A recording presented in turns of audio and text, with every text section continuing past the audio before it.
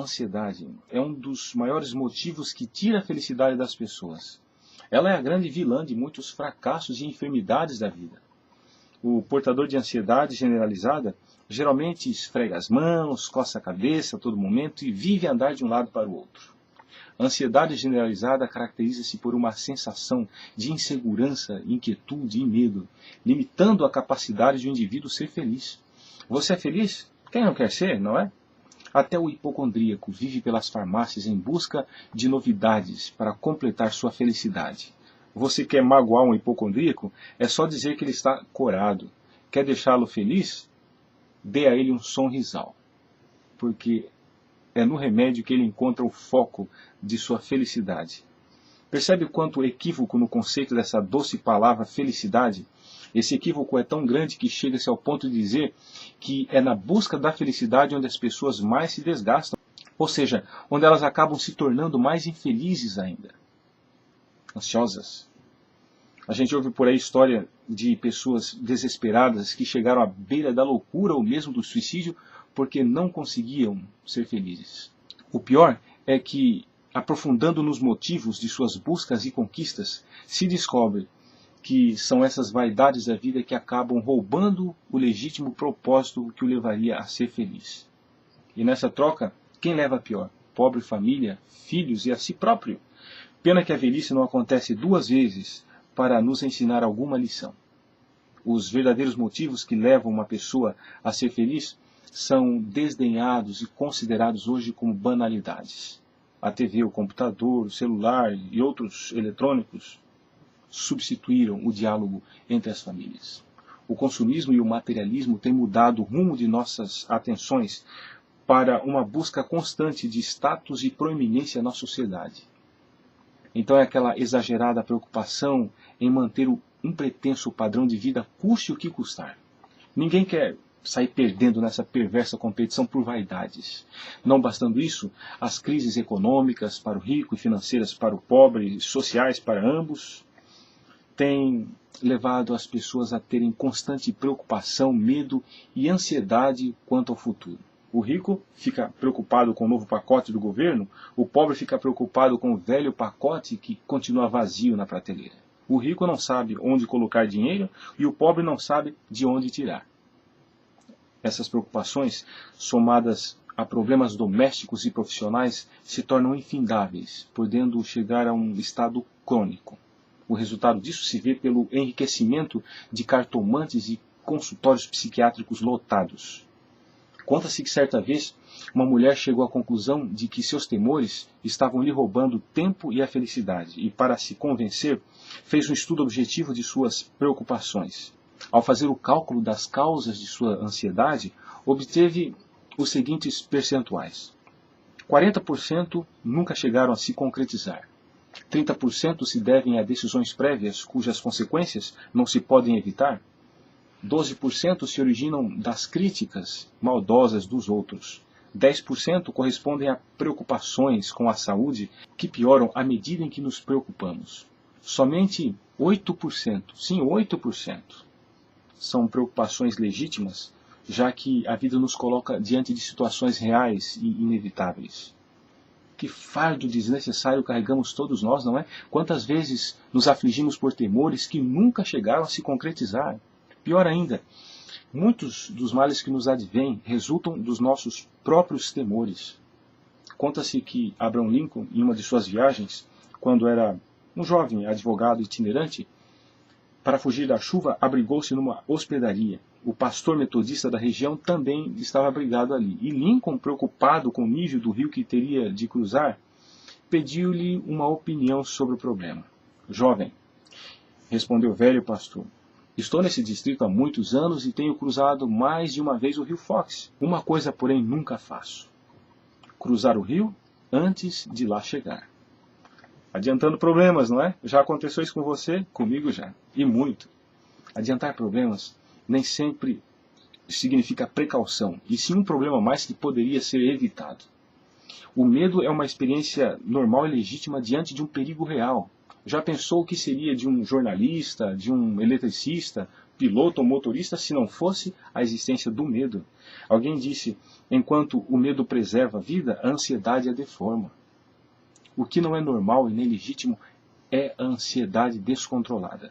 A ansiedade descontrolada é um mal insidioso que rouba a paz interior, limita as energias físicas, perturba o sono e produz depressão e angústia. A ansiedade, pelo menos em níveis aceitáveis, pode até ser compreendida uma vez que impulsiona as pessoas em direção a mudanças. O problema, segundo psicólogos, é quando essas ansiedades ultrapassam os níveis da normalidade e começam a gerar sofrimento. O diretor de uma famosa clínica norte-americana fez a seguinte declaração: a preocupação afeta a circulação, o coração, as glândulas e todo o sistema nervoso. Continua ele dizendo, jamais conheci alguém que morresse pelo excesso de trabalho físico, mas conhecia muitos que morreram vítimas de ansiedades não controladas. Portanto, a ansiedade não só rouba a alegria de viver, como mina a saúde, tão literalmente como o câncer. E não se escapa da ansiedade mudando de cidade, de emprego, de cônjuge, nem somente adotando hábitos saudáveis. Onde você for, ela irá te acompanhar. Sabe, alguma coisa deve ser transformada dentro de nós. Essa transformação somente ocorre quando a paz de Cristo ocupa esse anseio existencial. Quando falo sobre a paz de Cristo, não estou falando de algo distante ou abstrato, mas de uma realidade crua que se evidencia pelo fato de estarmos aqui agora e pela existência de um Deus inteligente que nos mantém e sustenta o universo por Ele criado. Certo pregador disse, há coisas que o homem pode e deve mudar. Há outras coisas as quais o homem nada pode fazer. Cabe a nós distinguir entre umas e outras. Se pudermos mudar uma situação para melhor, vamos fazer o que estiver ao nosso alcance com as forças que Deus nos dá. Faremos o nosso melhor para prover a nossa família de alimentos, vestuário, educação, saúde, lazer, mas não devemos andar ansiosos pelo dia de amanhã que ainda nem chegou. Vamos viver um dia de cada vez. Alguém disse que se desejarmos, entretanto, impedir que os cuidados dessa vida minem o nosso vigor físico, devemos viver lentamente cada dia, não deixando que os insucessos de ontem e as expectativas incertas do amanhã invadam o nosso dia de hoje. William Osler, um cirurgião inglês, escreveu, os navios modernos têm os seus cascos divididos em compartimentos que podem ser isolados uns dos outros, através de comportas. Se por acaso penetrar água num dos compartimentos, pode-se impedir que invada o navio e o afunde. Da mesma forma, os nossos dias podem ser isolados, de forma que as angústias de ontem e as incertezas do amanhã não perturbem o nosso dia de hoje. Não é cultivando a ansiedade que acrescentaremos um dia mais na nossa existência, mas pela confiança infantil em Deus. Se já houve alguém com razões de sobra para se sentir desalentado e desanimado, esse foi Jacó. Quantas coisas haviam ido mal em sua vida. Porém, tivesse Jacó visto o fim desde o princípio, teria concordado que o caminho escolhido por Deus foi o melhor. Muitas vezes insistimos em que Deus mude as circunstâncias para acomodá-las a nossos sonhos, quando na realidade Deus pode estar usando as adversidades como peça do seu maravilhoso amor para conosco. Isaías 55:8 diz, porque os meus pensamentos não são os vossos pensamentos. Jesus não nos prometeu vida fácil. Ele disse, no mundo tereis aflições, mas ele nos assegura que mesmo as nossas mais desafortunadas experiências contribuem de alguma forma para o nosso crescimento.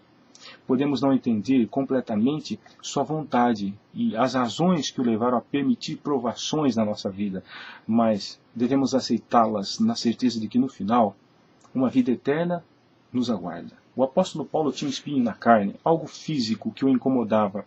Ele orou ao Senhor 3 vezes para que o espinho fosse removido. Sua oração foi atendida, porém, não da forma que ele desejava que fosse. Seu espinho não foi retirado. Porém, posteriormente, Paulo pôde entender que daquele espinho indesejável dependia a sua salvação. Romanos 8:28 diz, porque todas as coisas contribuem para o bem daqueles que são chamados segundo o seu decreto. Há pessoas que sofrem e se torturam porque embora estando com Jesus, se encontram em constante desvantagem e até vivem em dificuldades, enquanto o ímpio, que despreza a todos e até a Deus, vive sempre com saúde e prosperidade total. Se você tem essa dúvida, leia o Salmo 73 e o 37. Na ciência de que Satanás também abençoa os seus filhos, dando-lhes prosperidade. O segredo da nossa força reside numa calma confiança em Deus. Devemos fazer conhecidas diante de Deus nossas petições, não só em relação à nossa saúde, ao nosso emprego ou bem-estar dos nossos filhos, mas em tudo. Acredito que não somos amigos de Deus apenas por conveniências ou interesses. As Escrituras afirmam que Deus se inclina para ouvir as nossas súplicas. O seu braço está estendido para nos ajudar em momentos de angústia. Devemos entregar-lhe sem reservas os nossos problemas, nossas ansiedades, pesares e preocupações, na certeza de que Ele tem a melhor solução. O pequeno livro chamado Caminho a Cristo traz uma mensagem muito confortante. O Pai Celeste observa com ternura cada um dos seus filhos, quando saem para o seu trabalho diário, assim como quando se entregam à oração, quando repousam à noite, quando se levantam pela manhã, quando o rico se banqueteia em seu palácio, quando o pobre reúne seus filhos ao redor da mesa escassa. Nenhuma lágrima é derramada sem que Deus saiba. Não há sorriso que Ele não perceba. Se tão somente acreditássemos nisso completamente, todas as ansiedades inúteis desapareceriam. Nossa vida não estaria tão cheia de decepções como agora, pois todas as coisas, grandes ou pequenas, seriam confiadas às mãos de Deus, que não se atrapalha com multiplicidade dos encargos, nem é dominado por seu peso. Poderíamos encontrar a tranquilidade que muitos têm deixado de desfrutar por muito tempo. Pois bem, meu amigo, muitas razões temos para enfrentar o futuro com otimismo, pois aquele que criou o homem, que lhe deu suas maravilhosas faculdades físicas, mentais e espirituais, não recusará aquilo que é necessário manter a vida por ele dada. Meu caro, a vida é demasiado preciosa para ser consumida por ansiedades. Uma mente afligida por preocupações incontroladas não pode enfrentar com serenidade as responsabilidades de cada dia e, ao mesmo tempo, render um serviço útil e agradável a Deus. Jamais permita que qualquer obstáculo real ou imaginário anule os elevados objetivos que Deus tem fixado para a sua vida. Com confiante determinação, à semelhança de Davi, podemos repetir: com Deus saltaremos os obstáculos. Como disse, o fato de confiarmos em Deus e tê-lo como Senhor de nossa vida não nos garantirá uma vida sem dificuldades, mas nos garantirá paz, força e serenidade para enfrentarmos os problemas do dia a dia, na certeza de que Deus está no comando de nossa existência. E agora, uma palavrinha de um ex-ansioso, 1 Pedro 5,7, lançando sobre ele toda a vossa ansiedade, porque ele tem cuidado de vós.